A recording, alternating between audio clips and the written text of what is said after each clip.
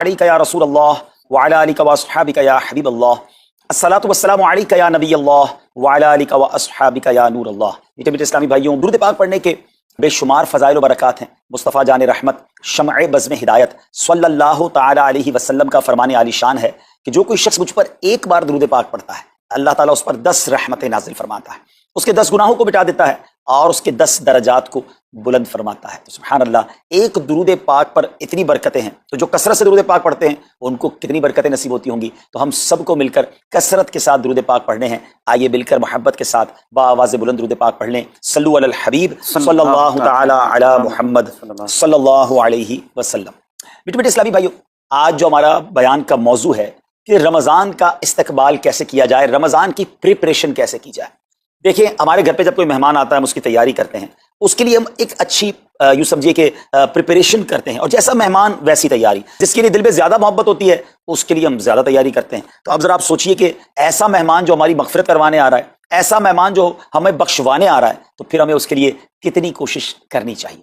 تو آج یہاں پر جو ہم حاضر ہوئے ہیں، اللہ کرے کہ ہم رمضان کا صحیح معنوں میں استقبال کرنے میں کامیاب ہو جائیں۔ رمضان اللہ کا احسان ہے۔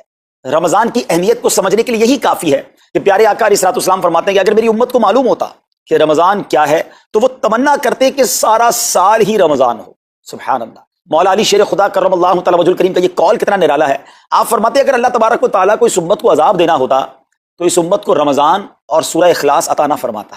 اس کا مطلب کیا ہوا کہ یہ بخشوانے، عذاب سے بچانے کے لیے آ رہا ہے، رحمتیں برسانے کے لیے آ رہا ہے۔ کاروباری لوگ بھی مجھے سن رہے ہوں گے، جس علاقے میں جس اسٹور پر کوئی ڈسکاؤنٹ ہوتا ہے، کوئی اسکیم ہوتی ہے، فائدہ ہوتا ہے، ادھر پہنچ جاتے ہیں۔ رمضان ایک ایسی اسکیم ہے، رمضان ایک ایسا بینیفٹ دیتا ہے کہ احادیث میں یہ مضمون ہے کہ فرض کا ثواب 70 گنا کر دیا جاتا ہے، نفل کا ثواب فرض کے برابر کر دیا جاتا ہے، شیطان کو بند کر دیا جاتا ہے، جہنم کو تالے لگا دی جاتے ہیں، جنت کے در کھول دیے جاتے ہیں۔ روزہ دار کے منہ سے جو اسمیل آتی ہے، جو بو آتی ہے، بعض اوقات ہم کہتے ہیں یار پیسٹ نہیں کر سکے پورا دن، منہ سے اسمیل آ رہی ہے، سنیے یہ اسمیل جو ہے یہ اللہ کے نزدیک مشک کی خوشبو سے بھی زیادہ بہتر ہے۔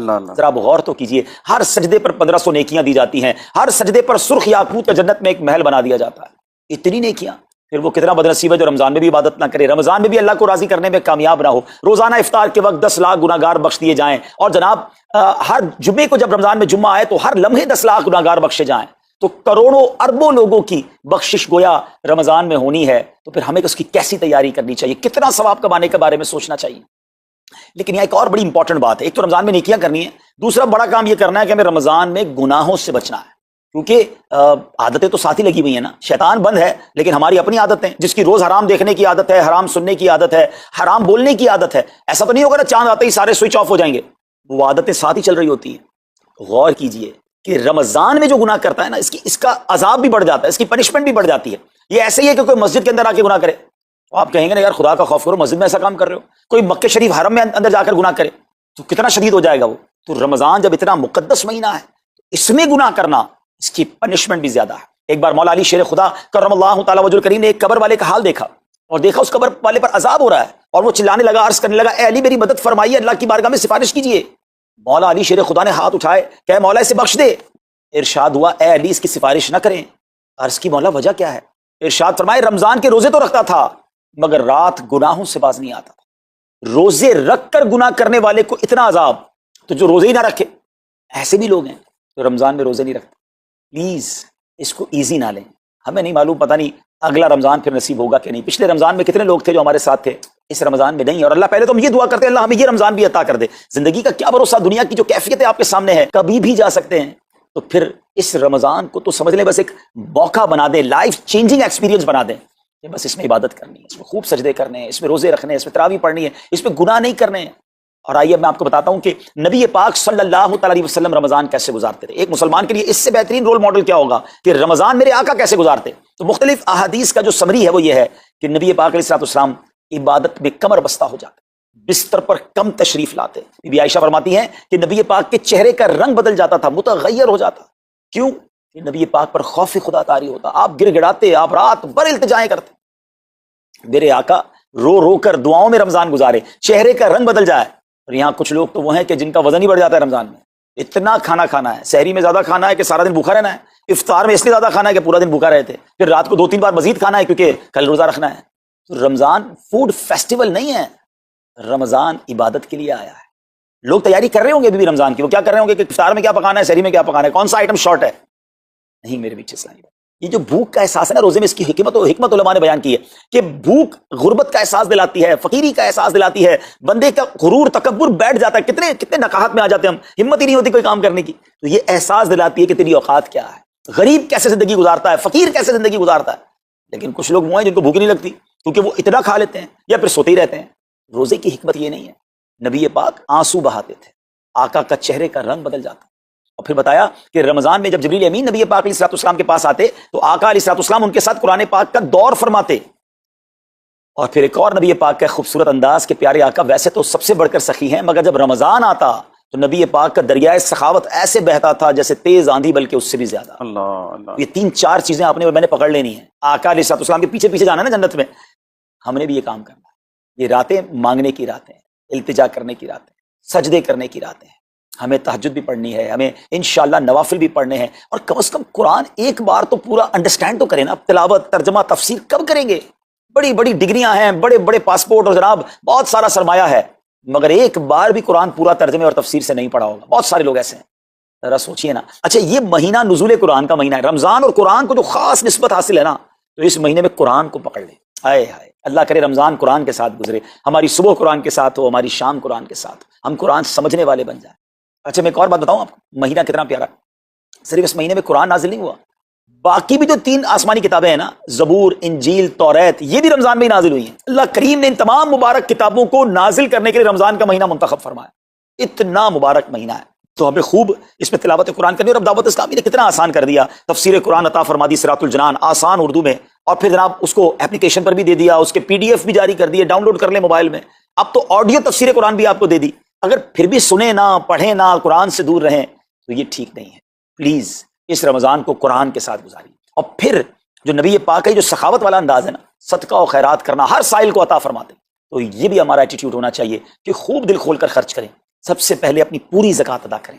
یہ اتنی بڑی اب بدقسمتی ہوتی جا رہی ہے, ایسا فیل ہوتا ہے دنیا بھر کے تاجران اور لوگوں سے جب ہم ملتے ہیں کہ جس طرح رمضان کے علاوہ بہت تھوڑی تعداد میں مسلمان نماز پڑھتے ہیں نا 5 ٹائم, ایسا لگتا ہے اب زکوٰۃ بھی بہت کم لوگ ہی دیتے ہیں, پوری زکوٰۃ نہیں دیتے, اندازے سے نکال دی, کیلکولیشن کرتے نہیں ہیں. اور یہ بھی فیلنگز آتی ہیں کہ زکوٰۃ جتنی بڑھتی جاتی ہے نا, ہزاروں میں جس کی زکوٰۃ ہے وہ دے دیتا ہے, لاکھوں والا بھی شاید دے دیتا ہے, لیکن جب زکوٰۃ ہی کروڑوں میں پہنچ جاتی ہے نا, تو پھر یہ دل پر بھار پڑنا لگ جاتا ہے, ڈیفیکلٹ لگنا شروع ہو جاتی ہے.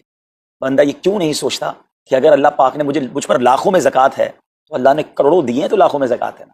اگر کروڑوں میں زکوٰۃ ہے تو اربوں ہیں, تو کروڑوں میں زکوٰۃ ہے نا. زکوٰۃ کتنی ہے؟ ضروریات زندگی کی تمام چیزوں سے فارغ ہونے کے بعد جو مال تجارت, سونا چاندی, کیش یا پرائز بانڈ, یہ جو اس کی تفصیلات ہیں, اس پر 2.5% ہے. میں ایک اور لاجک سے آپ کو بات سمجھاؤں, اگر اس لاجک سے سمجھیں تو زکوٰۃ تو 1-1.5% بنتی ہے. وہ کیسے؟ ہم سب کے گھر نکل گئے, اس پہ زکوٰۃ نہیں ہے. ہماری گاڑیاں نکل گئیں, اس پہ زکوٰۃ نہیں ہے. جن کی فیکٹریاں ہیں وہ فیکٹریاں بھی مائنس کر دی گئیں, جن کی دکانیں ہیں وہ دکانیں بھی مائنس ہو گئیں. اچھا جناب, اس کے علاوہ اگر کرائے پہ کچھ پراپرٹی دی ہوئی ہے اس پر زکوٰۃ نہیں ہے. اگر ان سب پر زکوٰۃ ہوتی, یعنی جو کچھ میرے پاس ہے ان سب پر ہوتی, تو کتنی زیادہ ہو جاتی. اور اتنی ساری چیزیں نکل گئیں, تو پھر تو اگر ٹوٹل پر لگائیں تو 1-1.5% ہی بنتا ہے. تو اب جب سب کچھ نکالنے کے بعد تھوڑے سے مال پر 2.5% ہے, اور بھی سال میں ایک بار ہے, تو اس کو بھاری نہ سمجھیں. یہ بربادی ہے جو زکوٰۃ نہیں دیتے. یاد رکھیے گا, حدیث پاک کا مضمون ہے کہ یہ مال کا میل ہے, جس مال سے مل جائے اس مال کو بھی برباد کر دیتا ہے. بربادیاں آتی ہیں, بے سکونیاں آتی ہیں, بیماریاں آتی ہیں, اور آگے جو دے دیتا ہے سبحان اللہ, اس کے بارے میں حدیث پاک میں آتا ہے کہ اپنی زکوٰۃ دے کر اپنے مالوں کو مضبوط قلعوں میں قید کر لو, اپنے مال کو سیکیور کریں.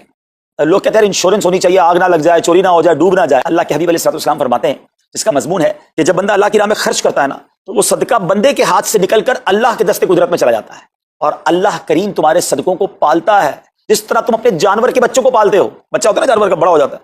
فرمایا بندہ کھجور کا صدقہ دے گا, اللہ پہاڑ جتنا عطا فرمائے گا, اس دن بھی ملے گا اور ملٹیپلائی ہو کر ملے گا. اچھا جو ادھر خرچ کیا, ادھر کیا ملے گا؟ ادھر بھی نبی پاک علیہ الصلوۃ والسلام فرماتے ہیں, جس کا مضمون ہے میں قسم کھا کر کہتا ہوں, یعنی نبی پاک تو جو فرمائے حق ہے. اس حدیث میں تو آقا علیہ الصلوۃ والسلام قسم اٹھا رہے ہیں کہ میں قسم کھا کر کہتا ہوں کہ اللہ کی راہ میں خرچ کرنے سے مال کم نہیں ہوتا, نہ ادھر کم ہونا ہے اور ادھر بھی ملنا ہے. تو پھر تو سودا کتنا نفع والا ہے. اور یہ آپ چیک کر لیں, پوری دنیا میں جہاں مجھے سنا جا رہا ہے کہ جو لوگ پوری زکوٰۃ دیتے ہیں نا, ان کا مال ملٹیپلائی ہوتا ہے, اگلے سال زیادہ زکوٰۃ دے رہے ہوتے ہیں. زیادہ زکوٰۃ کیسے ہو گئی؟ کیونکہ مال بھی بڑھ گیا. تو ادھر بھی بینیفٹ ہے ادھر بھی بینیفٹ ہے, نقصان کا سودا ہی نہیں ہے. پھر چاہتے ہو بلاؤں سے بچ جائیں تو روایتوں کا مضمون ہے کہ صدقہ بلا اور بندے کے بیچ میں آ جاتا ہے. بلا اترتی ہے, صدقہ روک لیتا ہے, لڑائی کرتا ہے اس سے, اور بندے پر بلائیں اور پرابلمز اور ڈیفیکلٹیز آنے سے اسے روکتا ہے.